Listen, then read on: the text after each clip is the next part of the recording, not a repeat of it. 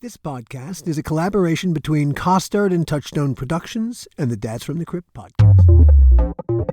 Hello, everyone, and welcome to Season 2, Episode 1 of the How Not to Make a Movie podcast. My name is Alan Katz, and I'm so glad you could join us, because this season, there is an us.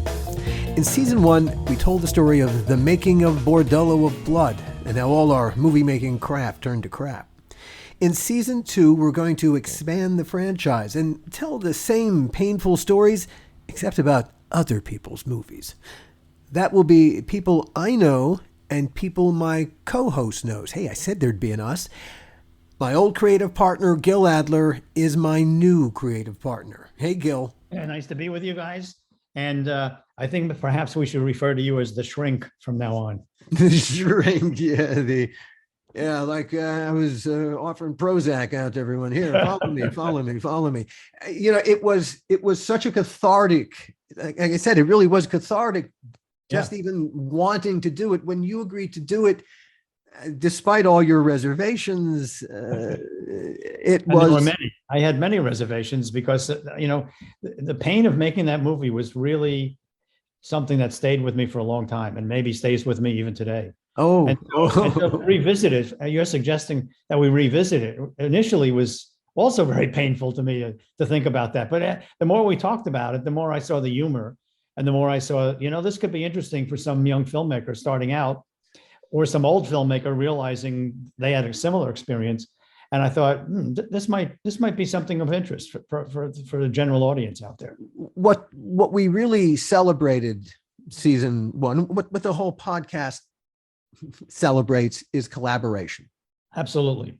What made doing Tales from the Crypt such a special experience, the confluence of when it happened and what it was, but it was a creative group. Look, we all understand the artist struggling by himself, the painter it's a unique vision. Most writers, it's a unique vision. The world pours out the other end of their pen or their fingertips as they're typing. But the filmmaking process, especially, it demands collaboration.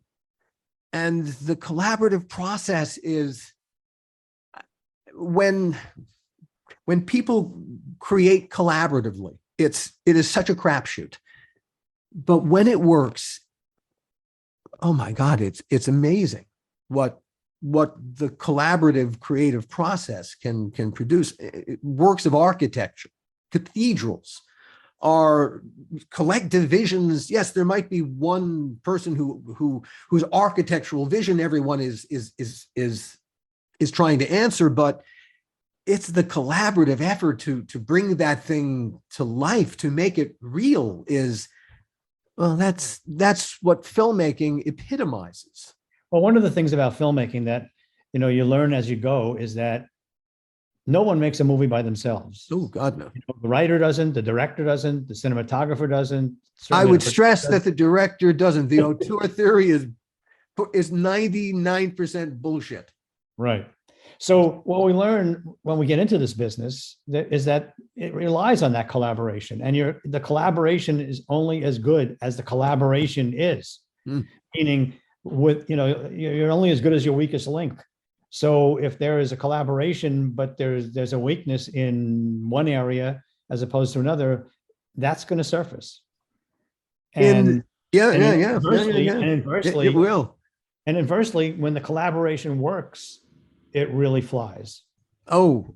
And without attempting to blow smoke, one of the things that really I have enjoyed over the years working with you and having a relationship with you is just that the collaboration worked really, really well. There was no ego from you. There was no ego from me. There was no hidden agenda from you. There was no agenda from us. We just collaborated and we both got excited about our respective reactions to each other's work. It's glorious. It's glorious, and indeed that is what we're here always to celebrate. Yeah. But our stock in trade will be what happens when good collaboration goes horribly wrong. Right. And between the two of us, Gil and I know an awful lot of people who've spent an awful lot of time in the filmmaking trenches and have many horror stories to tell of when good filmmaking goes bad, or as we like to say around here, when filmmaking craft turns to crap. So that's what you hopefully you all have to look forward to as Gil and I proceed through seasons 2, 3, 4. Oh, hopefully, who knows how far and wide this will go. But what we have for our very first episode is a conversation that's never been had about the collaborative process, about 4 people who created a thing, and rather collaboratively. And yet we've never talked about the thing that we, the 4 of us, collaborated upon, or even how we got involved in our collaboration with this thing. And that thing is the Crypt Keeper. So the conversation is between Kevin Yeager, who created the actual puppet, and John Kassir, who was the voice. Yep. Alan, who was the voice of the voice, and me, who directed a bunch of and directed and produced it, because it's filmmaking, and it's not just, the vision of the producer is really as important. Hey, that is the vision of the group. If the producer doesn't see it, nobody is going to see it. So we think this first episode will give you an insight into something that most people don't really even know about, and hear from the actual people who did it, how they did it, and why they did it. And I think you'll enjoy it. I certainly do. Hey, without any further ado, John Kassir. Kevin, my good man, where are you hiding the painting, dude? You Isn't not that funny? You do not. Kevin Yeager. Reaction. I just told these guys it's all the silicone and the foam latex. He was going to say exactly. He was like, and the makeup effects lifts and all that stuff. Right. It's got a lot of formaldehyde in it. Yeah. He's like, actually, it's filters, you fuckers. I tried the formaldehyde myself, and look what happened to me. I know. They told you not to drink it. Now you tell me. From you in LA? I am in LA. I've been doing a lot of. You should all know that I've been doing a lot of conventions. I usually didn't do very many a year, but I had, because of the pandemic. Yes. I hadn't done any in a long time, and I had so many requests and a new home, and I figured I could do a lot to that home. Oh God. We're doing some of these conventions, and there isn't a single one that the kids didn't say, please give my beast to all these fabulous people. Kevin, you're maybe the most ripped off thing without licensing in horror. That's the Bordello of Blood, thing. Remember, it's like people try to steal this. I use it to photobomb people, and with my little, when I do my little, photo ops and stuff. But I mean, that's great. You're in the Crypt.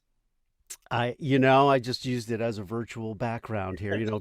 Some years ago, Jack Wall had given me a CD with all the photos that they took, with really nice files on them, and I've kept them. God bless him. I can't believe he's gone already. Yeah. But, Yeah. And Alan, where are you? Or were you? You're in LA? Oh no, you said you're Highland Park. I'm in Highland Park, right. as we sit here today. So here's, now that we've got you all, here's what I'd love to do with you all today. I don't know if you listened to season 1 of this of the podcast. I have.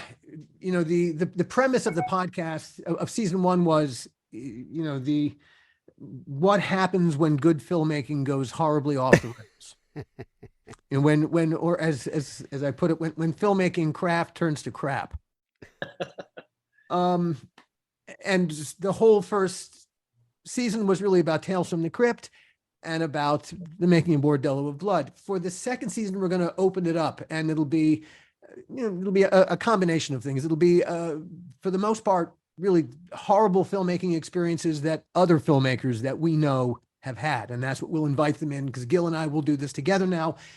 And it's just all the filmmakers we know giving their horror stories comparable to Bordello of Blood. Good luck with that. But we're also going to involved in all of those horror stories. You know, the man's reach is incredibly vast.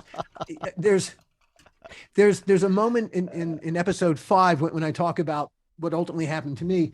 You know, I was out of it for almost 2 decades. I was out of it, and I was a dad, and I was coaching ultimate frisbee. Wow. And and Billie Eilish. Well, I coached Billie Eilish because I do it in Silver Lake. Did she pay with song? This was. It's funny. She's not much of a player. Phineas, her brother, is quite good. Wow. Quite good. Anyway. Where were you, Kevin, when he needed that conversation with you to get the songs? I know. So, ultimate frisbee is, I don't know if you know the sport. It's just frisbee. It's kind of like football, soccer, and it's very few rules, self-officiating. But one day there was a question about the rules, and I had to go look it up. And who the fuck invented ultimate frisbee? Joel Silver. No. Get out of here. Yeah. How's that possible? That is the button on episode 5 of season 1. Well, somebody else invented it. He just paid them to to take it away from them. He paid them nothing to take it away from them. But this is part of angry frisbee. I would believe you. Yeah, truly. I think Alan, it was the Romanian Joel Silver. I think that you're talking about. So it's funny. Joel's reach is staggering sometimes. It comes at you from the least expected places. You got to be so careful. Anyway, what I wanted to talk about, just the 4 of us, really is the conversation that we've never had about each of our roles in creating something that we don't own. Yeah, right. I had a piece of it, and I did see money the first year. And then Jack came on board, and that all wow went away. But we will talk about these things too, because really and truly, this is a conversation that an awful lot of people outside of this conversation would love to hear, because it's never been had, and we each have contributed something quite significant to this creation that the whole world knows to this day. There's something to be said for all of us. And this thing of ours that Joel owns. So I want to talk about that, but I also, since in season 1, Gil and I, we had a chance to talk about how we got into this mess before we, and I'm going to consider that the interview is already started. If you guys are good, and I'm recording it. In season 1, I had a chance and Gil had a chance to, like I said, to tell our story, how we got into this, how we got to Tales from the Crypt to begin with. No one suddenly landed there by accident. I kind of did. It was an accident, but I'll get into that. Yeah. Hey, okay. Since you started it, all right. You grew up in Kansas. No, I actually, my grandparents and my parents are from Kansas. I grew up in Ohio. I was born in Illinois, Ohio. Yeah. Okay. All right. I told you, Alan. I told you those red shoes that he clicks 3 times. They weren't his. Yeah. That gets me nowhere. I look really good in them, though. Oh, I will bet. No, yeah, and so anyway, how this whole thing started for me was I had a shop in Glendale, and I was fortunate enough to be across from Joel Silver's storage unit, and Joel used to come in every so often. He was working on I think it was Hudson Hawk or around that time or something like that, and he would come in his Joel way, and he would come in. What are you working on? What are you working on? And I said, I'm just, doing this or that. I had a lot of different projects going on. And one time he would just look around, and I'm telling you, 30 seconds. He'd walk in, would never even say hello. He just come in and say, How, you know, what how are you Joel of him. Yeah, and you know, what are you working on? What are you working on? And as I was still in sentence telling him, he would walk out. I mean, it just would do this all the time to me. So I said, "Who is this guy? Who's this guy?" First, I have another story. First time I talked to Joel was about doing Predator. It was called The Hunter. That goes way back, and I actually turned it down because this guy on the phone was screaming the whole time, and I said, "Who is this madman? I can't." And I ended up turning that down. Funny enough, and Stan Winston had recommended me for it. Anyway, back to Tales. So he would come over and say this, and he walked in one time and he said, "What are you working on?" I told him again, and he said, "Okay." He said, "What are you doing next?" And I said, "I'm going to take some time off and write and direct." And he said, "I may have something for you." And that's how I, by accident, sort of in a sense of having this storage unit across from Joel, met Joel, and that's how I got involved with how you got Crypt. Now, but like a lot of us, you'd been circling around for a while. Yeah. Brain. Funny, you did some work on Hitchhiker. Mm-hmm. Yes, with Mr. Adler there. Yeah. You go back in 1987. You were doing mannequin design. Yes, yeah. We did an episode with James Remar, right? Oh yes, Remar. Yes. Oh boy, that's funny how that connects, because then we all did, of course, a Crypt with. That's right. In fact, that is, I've got James's head in the back. I did them. And the funny enough, my wife ends up doing.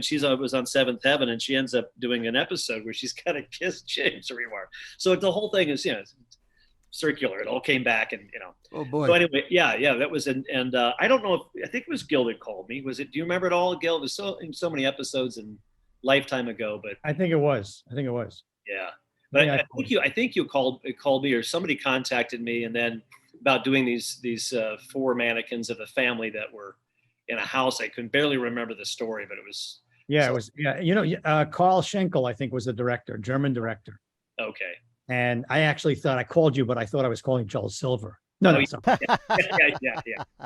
And I remember another accident. I've got a picture with me posing on the set, and we shot that in Vancouver, did we not? Yeah. In Port Coquitlam. I actually remember the house. I don't know. I couldn't take you to it now, but I remember it was Port Coquitlam, and I kept thinking, why are we in Port Coquitlam, which is like a 15-minute drive outside of Vancouver? Couldn't we find a house like closer? I just remember how beautiful it was. The whole place is so gorgeous. Yeah. But anyway, I have a picture someplace in my files here with me and in front of the mannequins, and James is photobombing me in the background. I have no idea. He's sticking his head and making that crazy James Remar looking face. But that was a quick job. It was a quick TV. It was quick. Yeah, it was a quick job for me. But yeah, and that's I first met you. Yeah. Now, you also did some Freddy's. I did. Yeah, I did Nightmare on Elm Street 2, 3, 4, and the first TV series, which Mr. Adler also. And that was all before Tales. Yeah, right? Yeah. So I'm simply laying out, for the audience, that there were connections that preceded Crypt, that, some of us, we kind of bumped into each other a little bit beforehand. Yeah, who knew? As you also have a Children of the Corn on your resume. It's just not the one that we did. Yes. I think I did work on 3. Yeah, I went off to do, it was the middle of Tales. And I think when I left, I couldn't do direct the wraparounds, and Gil took over. I remember. Right. I went off and directed Hellraiser 4, which is now an Alan Smithy. I'm very proud of that. Took my name off. But and one of the producers was finishing Children of the Corn 3 or 4 or something. I think it was 3, and asked me to help him out. So I was doing that prior to directing. It was to doing the effects for Children of the Corn. Which one did you guys do? 2. We are guilty. I'm sorry, responsible for reviving the whole stupid series. Oh, great! It was dying, and then you guys, gave it. It was dead. It was, nobody wanted to do it. It was. There's a whole story. I'm not going to bother with it here, but there's a whole story how that silly movie got made. That's hilarious. But anyway, all right. So there were a lot of associations with Kevin before we got to the Crypt Keeper. Yeah. John, how did you? I had no association with any of you assholes. Yeah, lucky you. And he did everything he possibly could to continue that. It's true. It's true. Actually, Am I turning green? It doesn't look like I'm coming on. Am I coming on when I speak? No, you look lovely. Thank you. No, it just you have that thing where it turns green. Whoever's speaking at whatever time. And oh yeah, no, you were yellowing up. You were the highlighted speaker. Fabulous. There you go. All right. Are we seen all the time? Just I'm gonna the YouTube version of this will simply be the gallery view. Got it. All right, cool. Just so I know, just so I'm not picking my nose in the middle of Gil's interview. I just want to know these. There's no time off. My association was because of HBO, and right, you've been first in 10. Yeah, I had it's strangely won Star Search as a stand-up comic in 1985. Why do you say strangely? Because I wasn't a stand-up comic at the time. I was doing an off-Broadway show called Three Guys Naked from the Waist Down. The Waist Down, yeah. Which starred myself and Scott Bakula and Jerry Colker, who wrote the piece, and who I told you reminded me of in all the positive ways. But Alan,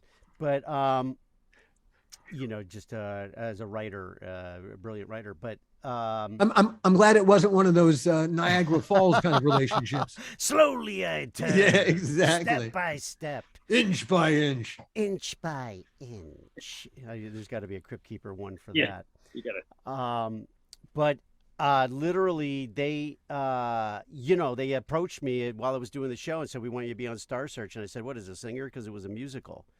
Think Dreamgirls, but with stand-up comics. And it was a big hit off Broadway, and they saw me in it, and everybody thought that I was, this untethered kind of, Andy Kaufman-ish, Robin Williams kind of stand-up, and here I was playing a part. And they said, "No, we want you to come on as a stand-up comic." And I was like, "Well, I'm not really a stand-up comic." They go, "Well, you can win $100,000. I'm like, "Fuck, have you seen my act?" So... Literally, I was, on there making up this shit as I was going along, and I didn't really have an act, so I was doing, voices and characters, and I'd do like The Wizard of Oz in 2.5 minutes, and they would give me 2.5 minutes, and every time I won, I'd have to come back on, and I'd have to come up with another bit.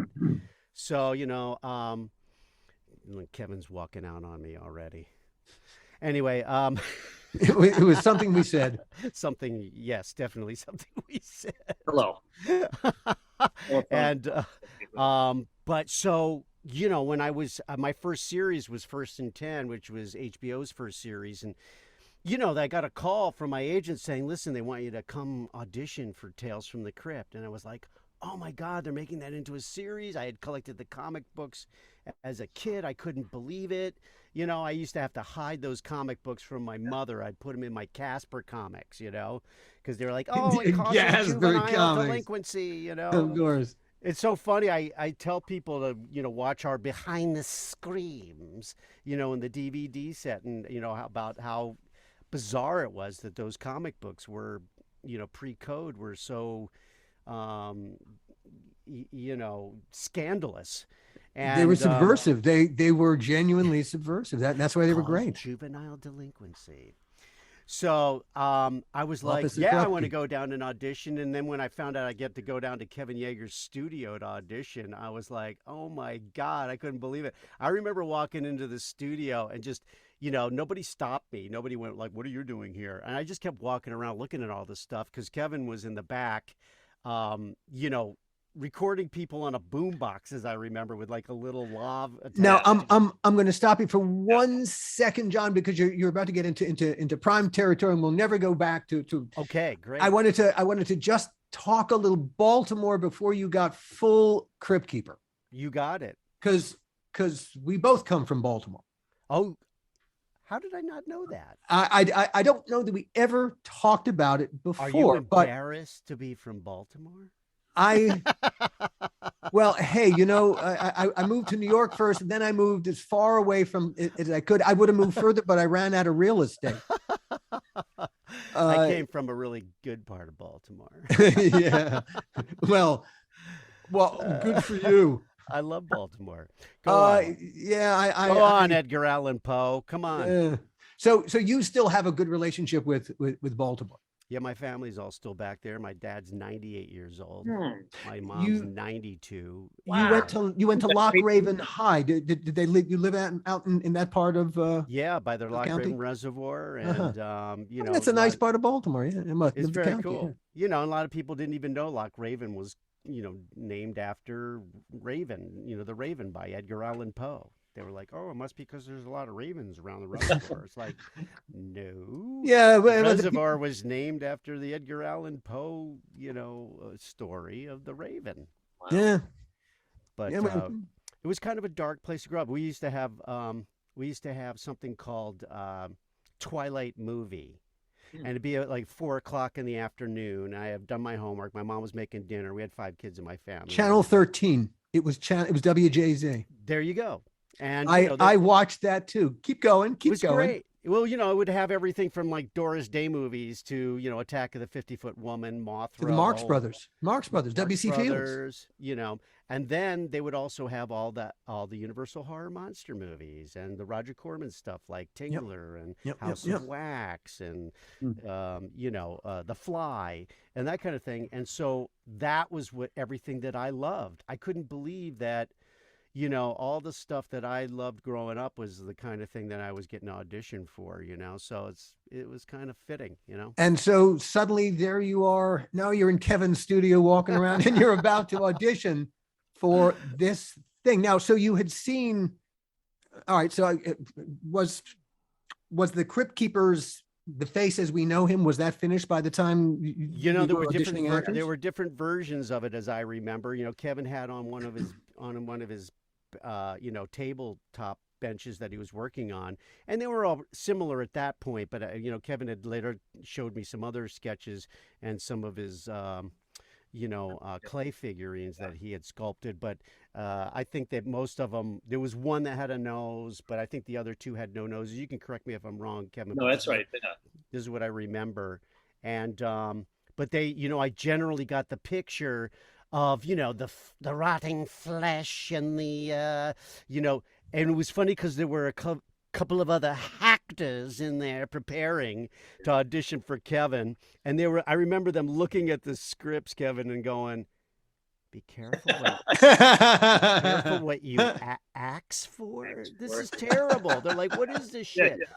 And I could see them trying to be really scary and mean and all this stuff. I'm like, you guys don't get this. This is fucking Shakespeare to this guy, Yeah. And I'm going, okay, you got, the Alfred Hitchcock style of punning, and you've got the, and then of course, I had been doing the Wizard of Oz in my act, and I was like, I'll throw on the Margaret Hamilton laugh and all this stuff.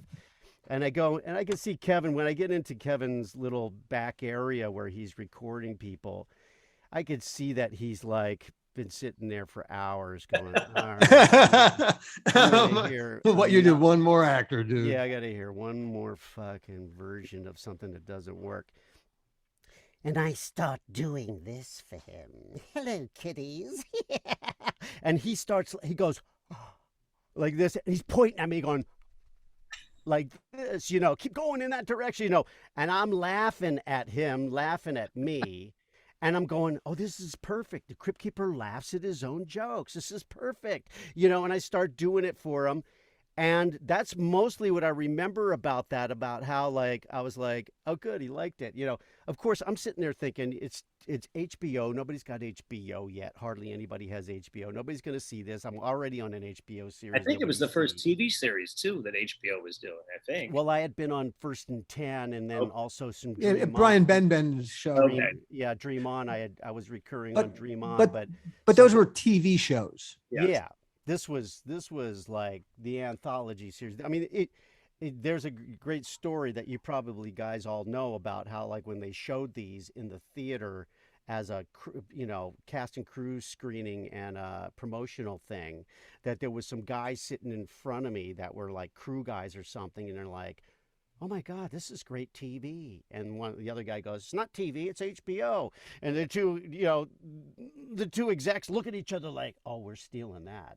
And they did, it was amazing. But, Kevin, I got a call. They said, Kevin really liked you, wants you to go, see Joel Silver and Richard Donner and I had to drive all the way out into the corner of, the end of Radford, wherever that hits, like by the Santa Monica, the Mojave Desert somewhere. I don't know where you guys were, but they were in some little trailer that was all like fake paneling, and I did it for them, and they were like, "Great, we'll see you on the set."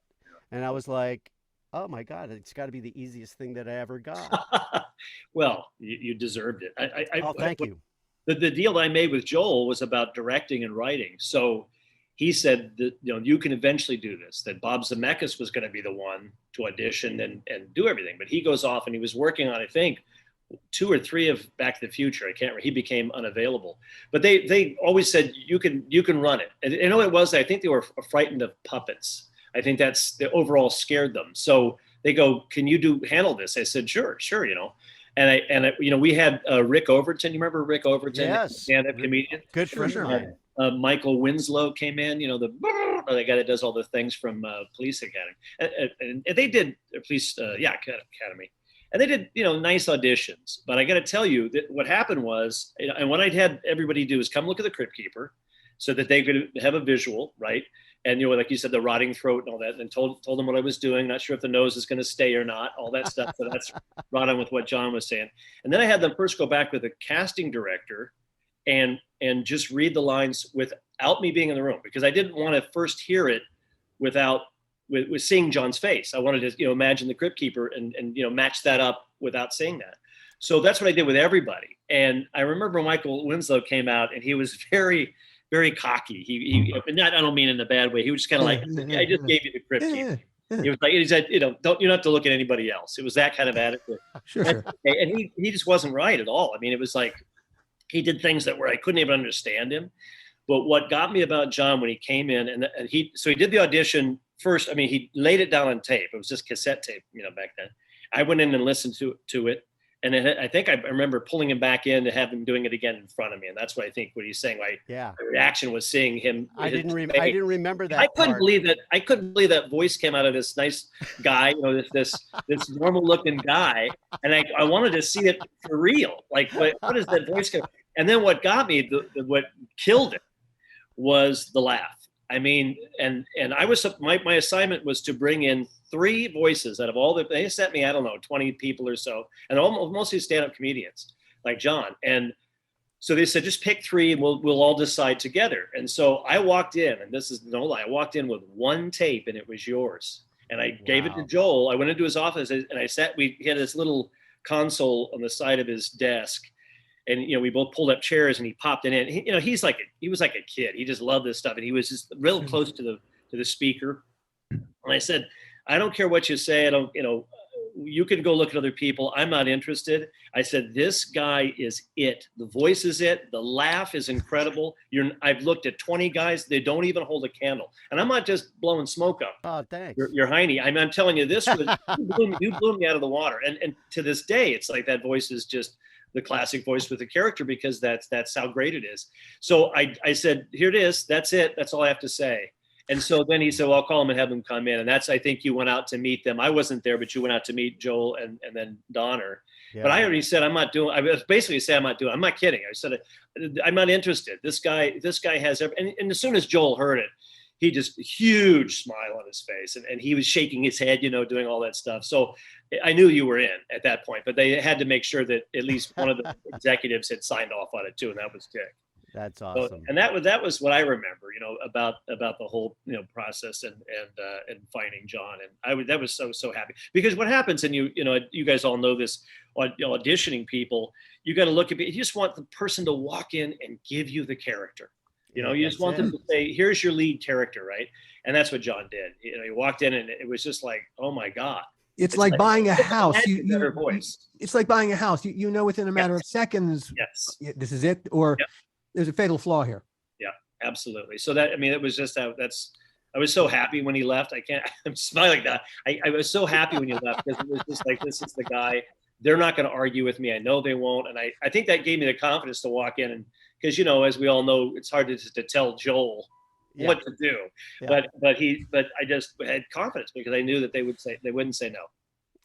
You know, it's amazing because you know, very often, and back then I had been auditioning for, you know, major pilots and stuff like that. You know, here I was on a series, but it was HBO, which was easier to get. I mean, Yeah. I think I was supposed to do 2 episodes and they laughed the whole time I worked, and I wound up on it 6 years. Yeah. But you know, first and 10. But you know, the rest of the stuff, I mean, they make a contract with you where you're like, you're going to get paid $25,000 a week if you get it, and you get nothing if you don't. Yes. And then you have to go be funny in the room. Yeah. And you're like, holy shit. You know, and I was thinking, okay, this is HBO. You know, maybe people won't even see it, and it's something I loved as a kid, and I'm just going to make this as fun as it is. And I already knew that I had just, if I had walked out of Kevin's studio and had a lot of fun with Kevin, that was all I cared about. You know, got to see some of his stuff on the wall and all that stuff. And, you know, so in some ways it became like the easiest thing that I ever got because Yeah. because it was. It was also one audition thing, basically. It wasn't like you had to go back and have callbacks. That's it. That was it. Let me ask you something, because at one point, either the first year, or the second year, something, they came to me and said, "We're not being able to make a deal with John. Something happened with your deal." And they, I wanted more. I wanted more than scale. Well, yeah. I wanted double scale instead of I wanted to get scale. paid. Scale plus 20, you Well, bastard. something happened, and Joel said we have to find another Crypt Keeper voice, and I was like falling apart. Like, what are you talking about? So they go out to Burbank Sound Studio in Burbank, and this old guy, I don't know who it was. This old guy is behind this mic. They said, just go over there and listen to him. So I went over there, and he was fucking terrible. Excuse me. He was so bad, and he looked to me like, at the time, like 58 or something. It was just like, who is some old friend of Donner's probably, I don't know. But he was just, and kind of thank God. And I just called up Joe. I said, you guys are out of your mind. You guys are out of your mind. I don't know who this guy is. You got to go make a deal back with John. So what happened can you talk about what happened with that? Oh yeah. Well, you know, I mean, literally, you know, I had already done 2 seasons at scale, which was fine. And, you know, I mean, it is hard work. And I was doing 2 other series. I was on a network series as well at the time.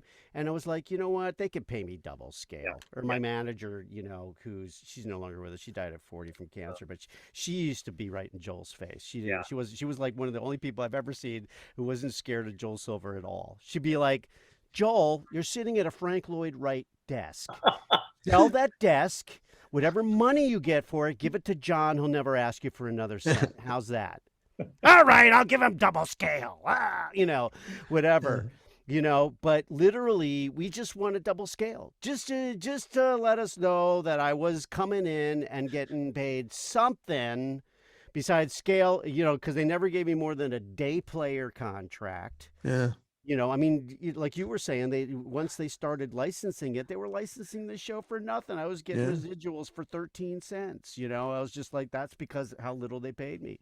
But it was fine. Everybody was working for what they could get paid to make something really special. But, you know, they were such jerks about it. I was like, who cares? You know, it's like, I love doing this show, but, you know, you guys can pay me double scale.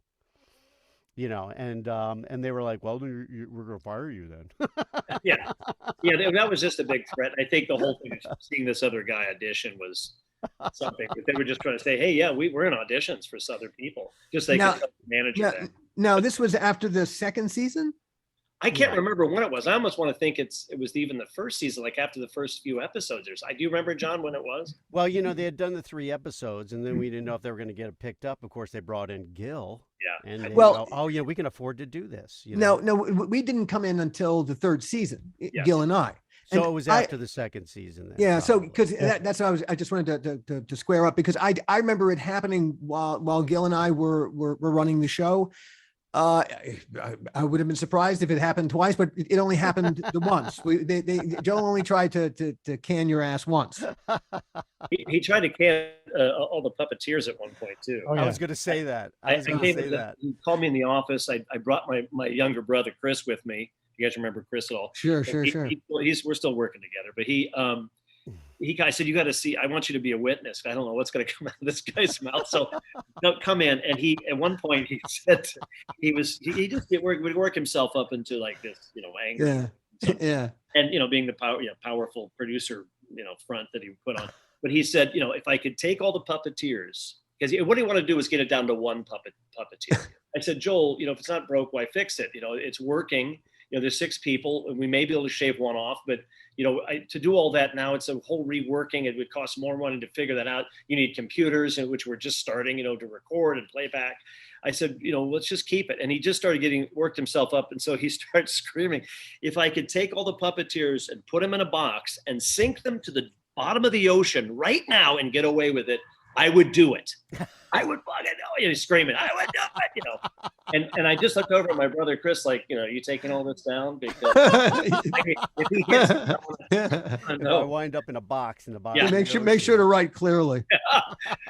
So that was just a funny thing. The first time I came in to show Joel the pictures of all the sketches I did, he keeps me waiting. I remember Gil and I waited for 45 minutes one time in his lobby, like everybody, right? Sure. He says, okay, Joel, see you now. And I walk in and he's on the phone, pacing back and forth. And this is when he was before he took over Donner's office, when he was in his smaller office.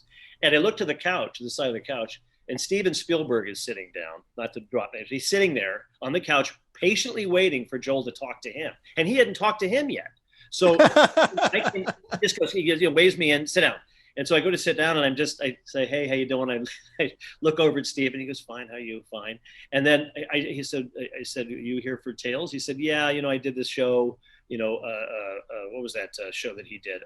Not Tales, it was... Amazing Stories. Amazing Stories, yes, Amazing Stories. So, and he said, Joel wants to be involved with this, and I'm not sure, And I said, I'm doing the host of the show, and so I pulled out the book. And so Stephen and I are looking at the pictures, and he picked one that he thought. I said, well, if you were to pick one of these, which one it would be? It was my least favorite that he picked. But he picked one that had like a riffraff from Rocky Horror looking kind of character that I did, and that was his favorite. And then finally Joel gets off, and then Stephen, they had a few words about, no, I'm not interested, and thank you for bringing me in. And then he split, and then I finished my meeting with Joel. But that was kind of a funny little thing. Awesome. So he had a little bit to do with Tales from the Crypt. That's awesome. He did hire me to come back and do a cameo in Casper. Oh, yes. Because he loved the Crypt Keeper so much. Right. Yeah, I had auditioned for one of the uncles, the 3 ghost uncles, and I didn't get it. But then my manager calls me and goes, I just got a call from Steven Spielberg. I was like, what?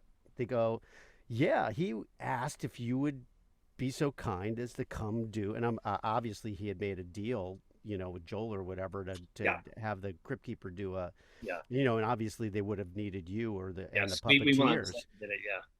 And so you had pre-recorded, of course, but so they called me, and I was like, how bizarre to go, he loves the Crypt Keeper. So he didn't pick the right one, but he wound up loving the one you picked. Yeah, I guess so. So anyway, it's all on you, Alan. It's all on you, babe. Yeah. So then, when Gil and I told the story in the first season, how we got sucked into this, Gil was HBO really trusted Gil with problematic shows. He had just solved a big problem for them on their the Vietnam War stories in Savannah. And suddenly they had this show called Tales from the Crypt with these big executive producers, and the second season had gone wildly over budget. And there's going to be one more season, just a third season, and someone needed to see it out.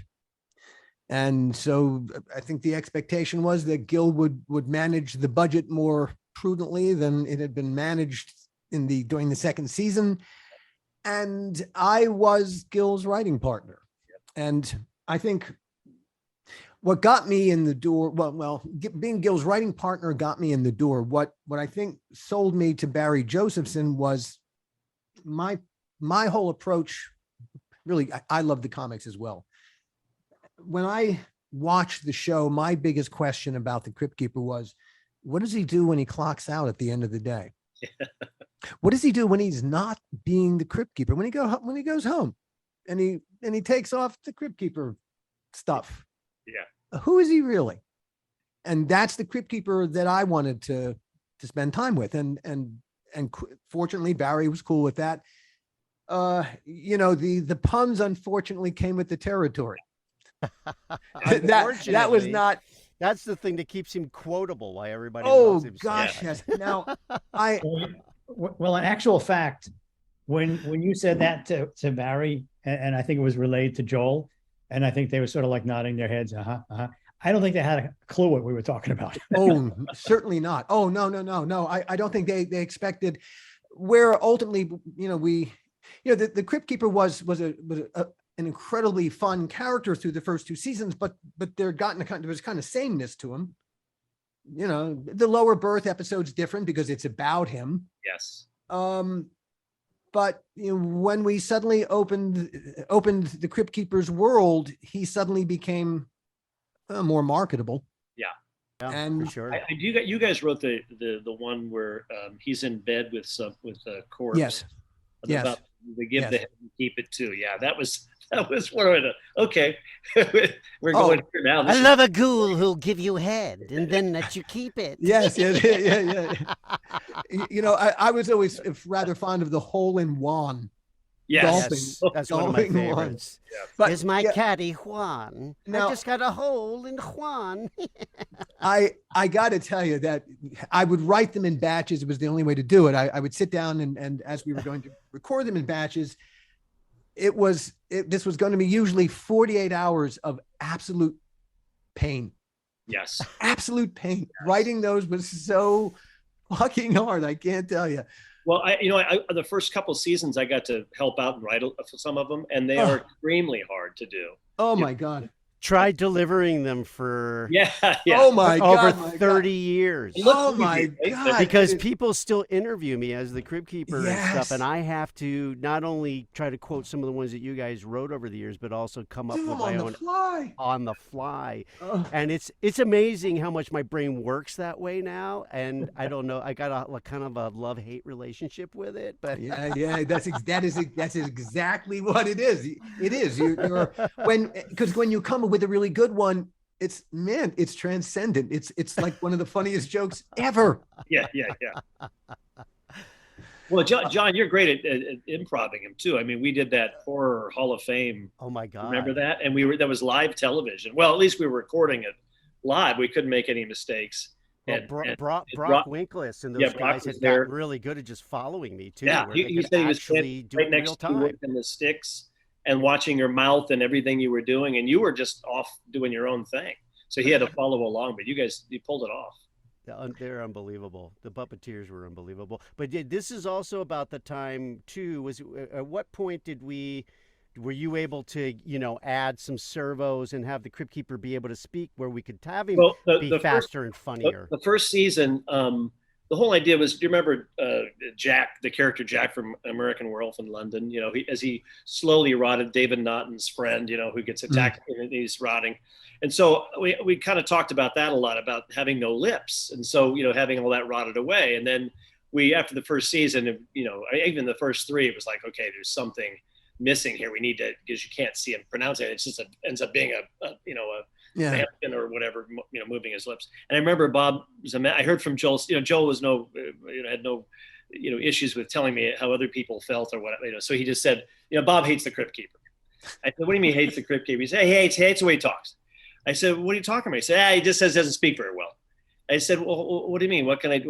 What's going on? So I walked up to Bob at a Joel Silver party in one of his Frank Lloyd Wright houses on and I walked right up to him. I said, so I heard you hate the Crypt Keeper, right? Can you tell me about that? And Bob was like, no, wait, that's not what he said. But he was saying basically, that the lips weren't moving and that, it didn't look very good because the lips weren't moving. We had a long talk about it. So I went right back and the next season or the next few, and I resculpted him.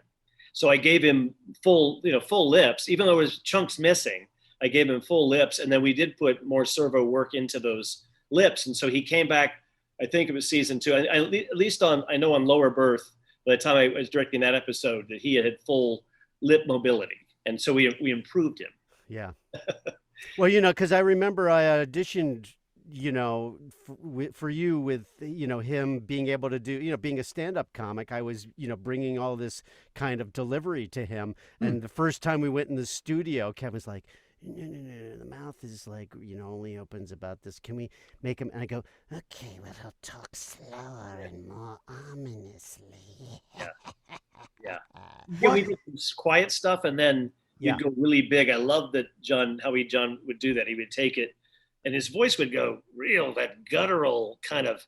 It hurt almost to listen to it. It was so painful to listen to. It'd be like that, down and like that kind of thing, and then it suddenly would be this way up high. By the way, did you guys know that the very first time you hear the Crypt Keeper in the very first episode, I can't remember if it's Zemeckis's or Donner's, but the very first one, it's my voice, and the only reason is because we were missing the intro of where he says, good evening. Tales from the Crypt.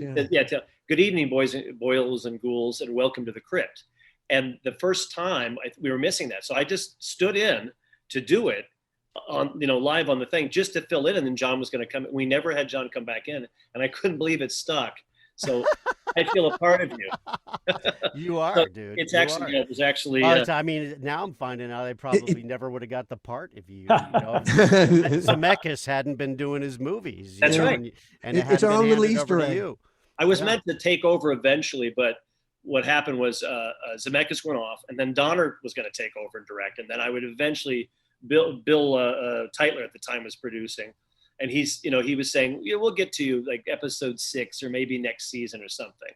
And then I did a bunch of storyboards, and again, I think people were frightened of it being a puppet and didn't understand it. So they ended up. I showed them the storyboards, and I walked them through the whole thing. And Tyler's there, and we're on the set. We're actually on the set of the Crypt, right behind you, someplace over there. And he said, "Okay, great, kid, good luck," and slapped me in the back and walked off. And Tyler freaked out, ran after him, and that was it. And that's how I actually got it, because he said, "He'll be fine. He'll be fine. He'll be fine." So then Bill was there on the set he was calling action and cut with me. And I finally asked, I said, can I talk to you for a second? I took him off set, and I said, "We can't both be doing this. If I'm doing this, you can't be here." I said, "I need you to leave, or I can't do this." So he kind of went, "Okay, I'm sorry. I'm just a little, you've never directed before." I did some second unit, but he was like, "You never really directed before." So I'm nervous. I said, "Well, just let me, give me a few, give me the day. And if you don't like what you see the next day, you can replace me or do it yourself or whatever." And so then I got the word that it was okay. And they gave me the thumbs up. But I almost didn't get the job because of that. But and they're brilliant. I mean, they're fucking brilliant. Oh my gosh. There's little did we know, and now that I'm go to a lot of conventions and stuff. At first, over a certain number of years of the show, being moving its way to sci-fi and this kind of stuff, I would go to a convention and some people would come up, "Oh, I love Tales from the Crypt, blah blah blah blah." But once we got to the age group of kids who had been sneaking to watch this show, became adults, young adults, my lines turned into huge lines of people who swear that the Crypt Keeper was their gateway drug to horror. Wow. And I say that as a joke to them, and they don't laugh. They go, "Yeah. I'm so glad to have popped your scary." I can't tell you how many times Alan and I were asked, and we at some of these conventions, and they would say, "Okay, so can you reveal now, like, who's the actor that plays the Crypt Keeper?" Yeah. And we would say, "There is no actor." And they go, "Come on, you could tell us." And I go, "It's a puppet. He's a puppet run by 5 guys." They go, "Yeah, come on, it's an actor." It was always, even as someone who was part of the group that made the Crypt Keeper, watching the Crypt Keeper come to life on set was always there was a strange bit of, I'll use the word magic for want of a better word. And though, hey, I sat in the recording studio with John, I watched him record it. I hear the damn beep track. I see all the puppeteers. And then, Kevin, you'd call action and suddenly he'd come to life. The funny thing is that same thing happens to me whenever I do an animatronic. There's a lot less animatronics, obviously, today, but every time I put that first skin on and fire up the mechanism and have it and do it to a recording or something like John's voice, I have the same exact feeling. Even though I did it all, you when you put it together, there's something about your element, the writing element, and then John's voice and all this stuff, and having those 3 things come together in front of you, and you're going, well, I know I was such a big part of this, and it was magic for me too. It has the same effect every time, whether it was Chucky or anything that I did, as soon, with Brad Dourif's voice or whatever, the whole thing coming together, the writing and stuff. It is.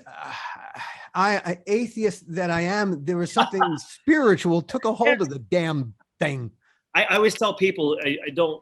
This may sound weird, but you feel a little bit like a creator, in a sense, the creator or something, by putting together this something that didn't exist before, and now it's alive and moving. Even though you hear the servo motors and you know that you're playing back John's voice and all that stuff, but something about all of that together, it is a magical moment, and it did. Soon fade. So much so that's why we had a children's audience. I mean, every single one of them tells me they were walking by the TV and they'd hear this voice and they'd go over there and they'd see this thing moving and they were like, it scared the shit out of me, but I had to watch it. Yeah. It's like the roller coaster effect where they go, we're going to go on that. And you're like, no, I'm not going to get on that. And then you do finally go on it. It's like, oh, I want one bigger. I want one badder. I want one, it's like that kind of thing. And the fact that go ahead. Go ahead. I'm just thinking that, what you were saying earlier, I think we all shared that, because whether we were writing the puns or writing what he said, and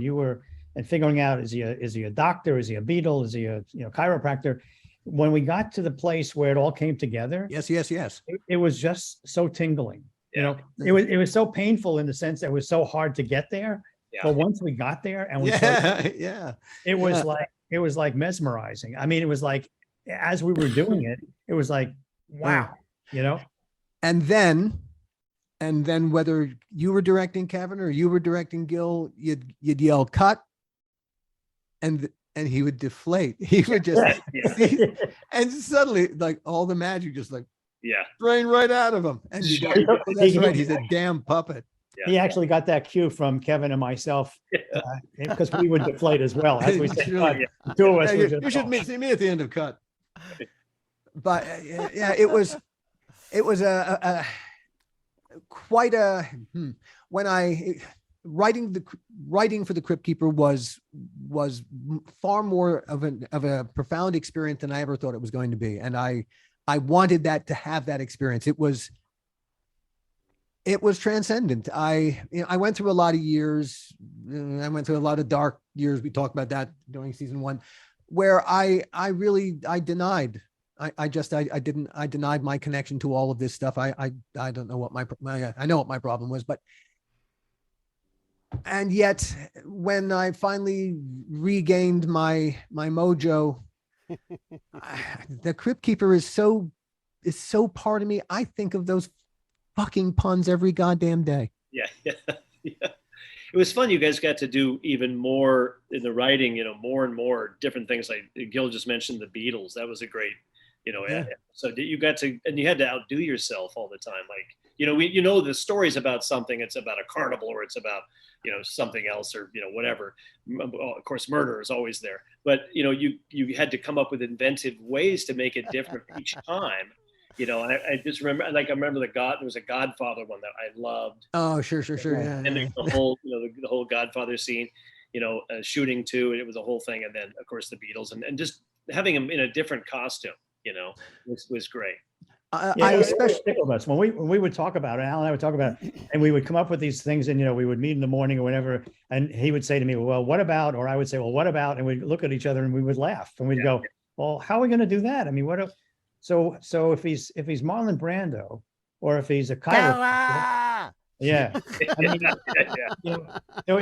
was really very it was mind-boggling for us, because we could go anywhere with it. Yes, and it really wasn't tied to anything you guys could do. I mean, obviously you're introducing a story, so it has to have something to do with that, but you can come up with whatever you wanted to.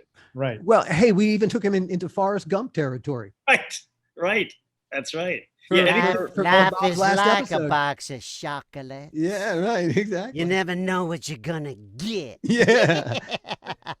Yeah. It was, but once we took him out of the crypt, in essence, he could go anywhere. Yeah. And he could do literally anything. Yeah. My most favorites were the ones where where Bill Sadler worked against the Crypt Keeper. Well, it was the Mummy once, and once as playing chopped poke. I think the Grim Reaper. Yeah. And that to me was just hilarious. The idea of the Crypt Keeper looking at the Grim Reaper thinking, God, you're so boring. Yeah.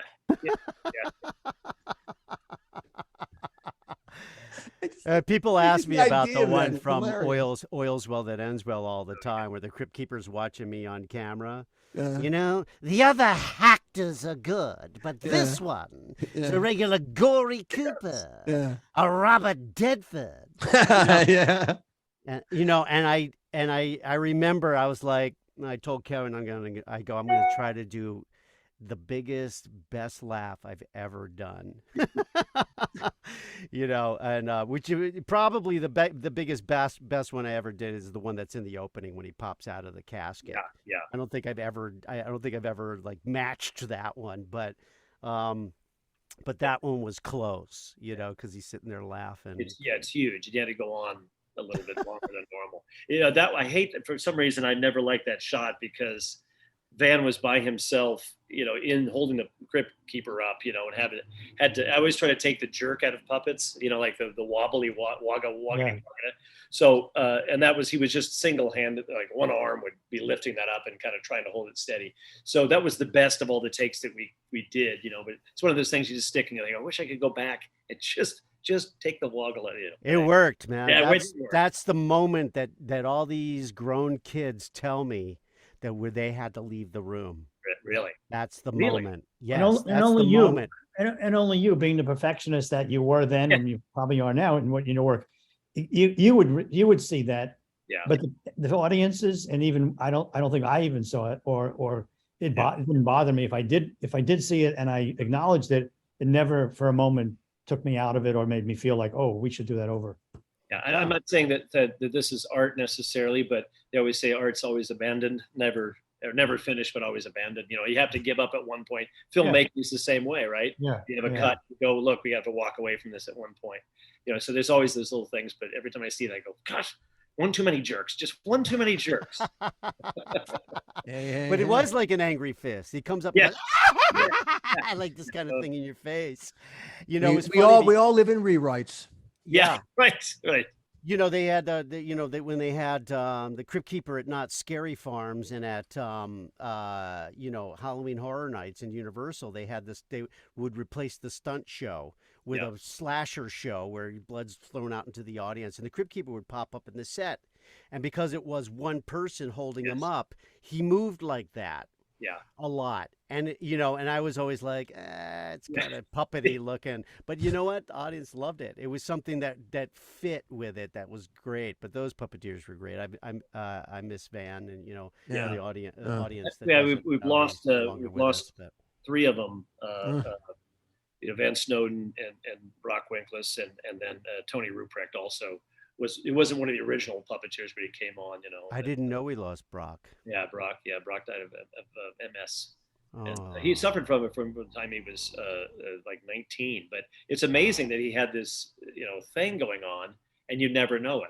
No, puppeteered through. Wow. He told me down the line. I think you're always afraid if you have something going on to tell anybody because you'll maybe lose your job or whatever. He kind of kept it from me, and I think I saw something like his finger twitching or something. I said, "Hey, what's that?" And he finally told me what was going on with him. But it was we were already way into other projects and stuff like that. But we lost him about I think it was about 3 or 4 years ago. Mm-hmm. But and now he's with the Crypt Keeper. No. Right. Because you have a long life ahead of you, but an even longer death. Now, did you just improv that one? I know, totally. You are more than just a one-trick pony, Kevin. You've done more than just the Crypt Keeper. Chucky. Yes. Go ahead. Now you were there at the inception when Chucky was created. The very beginning, I met David Kirshner right after I'd done Nightmare on Elm Street 3, and I had a big Freddy Snake head that had articulation to it, lips and things, and he came over and Rick Baker recommended me for the job, and he came over and saw that, and that kind of led to Chucky. And this is true. I don't know if you guys have ever heard this before, but because at the first year of Crypt, we didn't have a whole lot of money. So Joel just gave me what he could, and there was, and I had to, beg and borrow and take from other things. And one of the things that Chucky and the Crypt Keeper share are their eyeballs. So I knew that I loved the eyeballs of that way we had done for Chucky, because they started out kind of sky blue and they turned to these ice cold blue eyes. And I thought, these would really work for the Crypt Keeper and save me a lot of money. And I've got about 4 pair left over from Chucky that I didn't use. So I ended up putting those in the eyes. People think of the whole head was, the mechanism and everything. That was all done just for the Crypt Keeper. But the revelations keep dropping here. Yes. Yeah. So the kids know about it because you had told me that, and I just revealed it, like what kids were like, God, these look like Chucky eyes. I go, actually, they are. They are. And so it got around. So I a lot of people walk up to my table or, email me or DM me and go, is it true? Is it true? And I go, yes, it is true. It is now completely officially confirmed. It is confirmed. Yes. They have the same eyes and the same window to the soul therefore. That's right. Wikipedia can now cite that. Yeah. One of the funnest things that we did was the Crypt Jam. John, you remember that? The Crypt Jam? I do. And somebody cameo on that. Somebody started singing it to me the other day, and I was like, well, Chucky Booker wrote that, who used to write for Janet Jackson. But there is a thing with him, Chucky and I doing this thing in the background. Yes. And I tell them that you directed it, and I love the tapping foot, and as you back up, it's just like a foot. There's no leg connected. I mean, just part of a leg connected to it. Yeah. And it's really a great tune. I don't know if you guys ever knew this, but they had me promote it on Howard Stern. Yes, I think I did. I think I heard that, actually. Yeah, and so I go on Howard Stern, and Howard at the time was like, if he doesn't know you, he's just gonna he's gonna eat you for lunch. So I go on and I go, hello, Howard. And he goes, I hate the Crypt Keeper. I go, what do you mean you hate me? I'm just like you, Howard. I love to be hated. He's like, oh my God. He's laughing and he can't help laughing. He's like, okay, I love you, John. It's the puppet I can't stand. And he starts going off on it. And he goes, and what is this song? He goes, is this like a Shatner album? I go, no. Oh, geez. It's the Crypt Jam. It's awesome. I go, play some of it. And he plays it. He goes, oh, this is pretty good. But at the end, he's trying to break the DVD and he can't break the DVD and stuff. He goes, that's what I hate about these DVDs. You can't break them. I got a call back from Gary Delabate, who works with him. He's like, oh my God, Howard just loved you. It was so great. He goes, they never had me back on, but he never had you back on? You didn't go back on after this? No, at that point they were like negotiating into going into then he wound up with syndicated and all that stuff. I think he was still mainly in New York and in some syndication, but God, I have that on a cassette tape somewhere. The early days, long before satellite radio.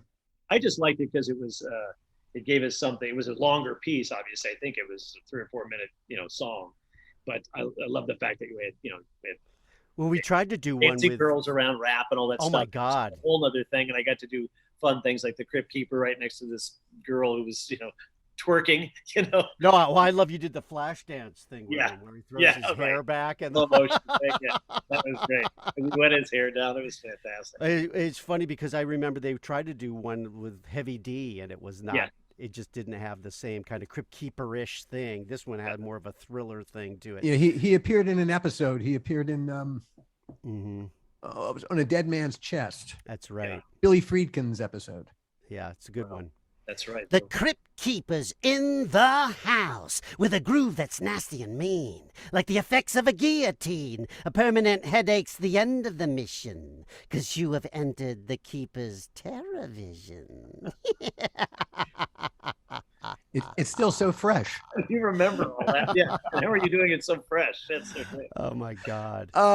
What are you working on now, Kevin? I'm doing a TV series called Mrs. Davis. Just doing some, I'm still in television, and there's a couple other projects going on, but doing some secret stuff with, I can't talk to you. I'd have to. Of course. You'd have to kill us. That's why it's secret. Secret stuff. But yeah. And so I shouldn't even mention it. But yeah, I mean, and just keeping busy, still doing it, not directing anymore really much, but How about you guys? Well, we'll get to us. Okay. John, hey, because the audience is going to get sick of us. We're here to talk about you guys. But we'll answer the question.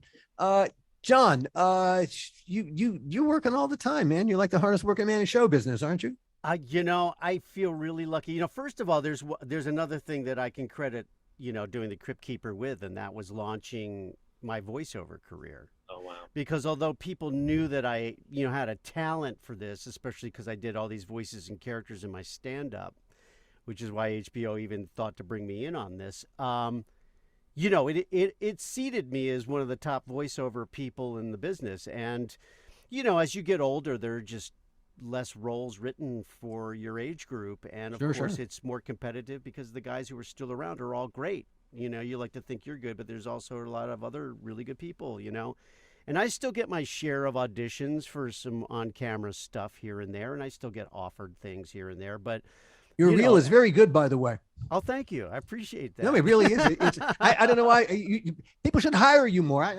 In fact, if Gil and I can finish putting this show together, you got a job, my friend. I'm on it, baby. I would love it, but I literally, you're not counted out by anything that, as a voice actor. During the pandemic, I have my own little, sound studio. This is not actually it, although it looks like it. I do have the microphone here. Here we go. Here, we can push that right in there. But, I was able to do some major, Disney pictures, and I worked for Illumination, and I worked on the new Ghostbusters, and doing the little marshmallow guys and some other stuff, along with another group of crazy voiceover guys, and that kind of thing. And so you could play anything, any age group, any gender, anything that's not alive or human. So I did Flora and Ulysses, which was the big Disney kids movie last year. Right. As they go, oh, he did Miko the raccoon. He must be able to do a squirrel. Okay, so squirrel must be within his range. Exactly. So rodents are your range. To know that, yes, to know that's in your wheelhouse is it's a turning wheel. But so do you do other mammals? Yes. What size mammal do you go up to? So what happened then was it's so ironic.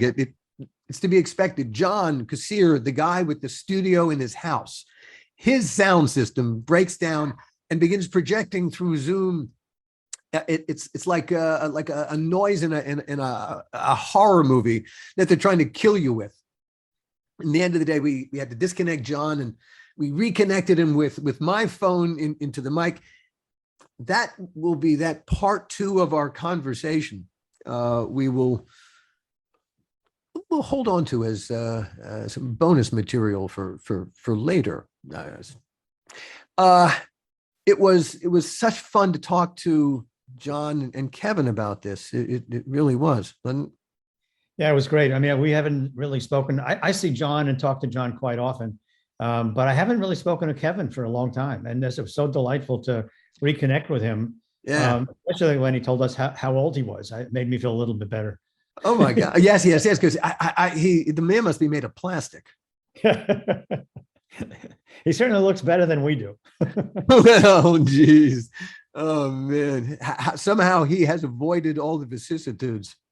I know. I don't know what's with that guy. We better hang out with him more often, Alan. Truly, or hey, drink whatever he's drinking, or inject whatever he's injecting, because it's working wonders. Hey everyone, thank you so much for joining us. As we said up front, there's a lot of fun stuff coming the rest of the season. Between Gil and I, we know so many people, and we've got some guests coming that I think you'll really, really enjoy. Plus, we'll always dip back into the past and talk to some of our friends from Tales from the Crypt, because we only scratched the surface of all of those stories that we had from back then. Yeah, there was much more pain than we let on. Surely we've gone easy on ourselves, but hey, see you next time, everybody. The How Not to Make a Movie podcast is executive produced by me, Alan Katz, by Gil Adler, and by Jason Stein. Our artwork was done by the amazing Jody Webster, and Jason, Jody, along with Mando, are all the hosts of the fun and informative Dads from the Crypt podcast. Follow them for what my old pal the Crypt Keeper would have called terrific Crypt content.